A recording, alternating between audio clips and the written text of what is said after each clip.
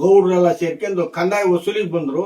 ಕಂದಾಯ ವಸೂಲಿಗೆ ಬಂದಾಗ ನಮ್ಮೂರ್ ಜನ ಏನ್ ಮಾಡಿದ್ರು, ಅವ್ರನ್ನ ಕರ್ಕೊಂಬಂದು ನಾವ್ ಏನೇ ಕಾರ್ಯಕ್ರಮ ಮಾಡಿದ್ರೆ ಕಾಳಮ್ಮ ಈರಣ್ಣನೇ ಪ್ರೇರಣೆ. ಅಲ್ಲಿ ಅವ್ರನ್ನ ನಿಲ್ಸಿ ಅವರ ಪುಸ್ತಕಗಳನ್ನೆಲ್ಲ ಕಸ್ಕೊಂಡು ಸಂಜೆ 4:30 ತನಕ ನಿಲ್ಸಿ ವಾಪಸ್ಸು ಮತ್ತೆ ಪ್ಯಾಟಿಗೆ ಕಳ್ಸಿದ್ರು. ಕಳ್ಸತ್ತು ಏನಾಯ್ತು, ಇವ್ರು ಹೋಗಿ ಸಾರ್ ನಮ್ಗೆ ಈಸೂರ ಭಾರಿ ಹಿಂಸೆ ಕೊಟ್ರು, ಬಹಳ ಕಷ್ಟ ಕೊಟ್ರು, ನಮ್ಮ ಟೋಪಿನೆಲ್ಲ ಹಾರೋಡ್ದು ಅವರು ಟೋಪಿ ಹಾಕಿದ್ರು, ನಾವ್ ಈಸೂರಿಗೆ ಕಂದಾಯ ವಸೂಲಿಗೆ ಹೋಗಲ್ಲ ಅಂತ ಹೋಗಿ ಚನ್ನಕೃಷ್ಣಯ್ಯನ ತಹಸೀಲ್ದಾರ್ ಇದ್ರು, ಅವ್ರ ಗಮನಕ್ಕೆ ಹೋಗಿಟ್ರು. ಅವಾಗ ಏನ್ ಮಾಡಿದ್ರು, ಚನ್ನಕೃಷ್ಣಯ್ಯನವರು ಕೆಂಚೇಗೌಡ ಅಂತ ಒಬ್ಬ ಸಬೂರು ಕೊಟ್ಟಿದ್ರು. ಕೆಂಚೇಗೌಡ್ರೆ ನಾಳೆ ಈಸೂರಿಗೆ ಹೋಗ್ಬೇಕು, ನೀವು ಯಾವ ಕಾರಣಕ್ಕೂ ಬಂದೂಕ್ ತರಂಗಿಲ್ಲ, ನೀವು ಬಹಳ ಸಮಾಧಾನದಿಂದ ನನ್ನ ಜೊತೆ ಬರ್ಬೇಕು ಅಂತ ಹೇಳಿದ್ರು.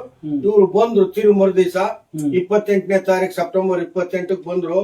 ಇವ್ ಅವಾಗ ಏನ್ ಮಾಡಿದ್ರು, ಇವ್ರ ಟೋಪಿನೆಲ್ಲ ಹಾರ್ ಹೊಡೆದು ನಮ್ಮ ಯುವ ಪೀಳಿಗೆ ಅವ್ರದೇ ಆದ ಸರ್ಕಾರ ರಚನೆ ಮಾಡ್ಕೊಂಡಿದ್ರಲ್ಲ, ಅವಾಗ ಚನ್ನಕೃಷ್ಣಯ್ಯನವರು ಟೋಪಿ ಹಾಕ್ಯಂದ್ರು, ಕೆಂಚೇಗೌಡ ಟೋಪಿ ಹಾಕ್ಯಂಡಿಲ್ಲ.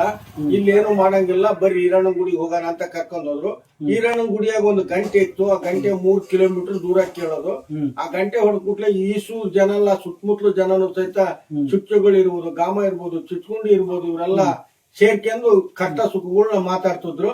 ಅವಾಗ ಏನಾಯ್ತು, ಇವ್ರು ಸರ್ ನೀವು ಟೋಪಿಯನ್ನು ತೆಗೆದು ಹಾಕೊಂಡಿದ್ರೆ ನಾವೇ ಬಲಾತ್ಕಾರದಿಂದ ಹಾಕ್ತೇವೆ ಅಂತ ಕೆಂಚೇಗೌಡಗೆ ಟೋಪಿ ಹಾಕಕ್ ಹೋದ್ರು ನಮ್ ಹುಡ್ರು. ಅವಾಗ ಏನ್ ಮಾಡಿದ, ಹಿಂಬದಿಯಿಂದ ಬಂದೂಕ್ ತಗೊಂಡು ಸಬ್ ಇನ್ಸ್ಪೆಕ್ಟರ್ ಕೆಂಚೇಗೌಡ ಅನ್ನೋರು ಹೊಡೆದ್ಬಿಟ್ರು. ಅವಾಗ ಪಣಿಯಪ್ಪಾಚಾರಿ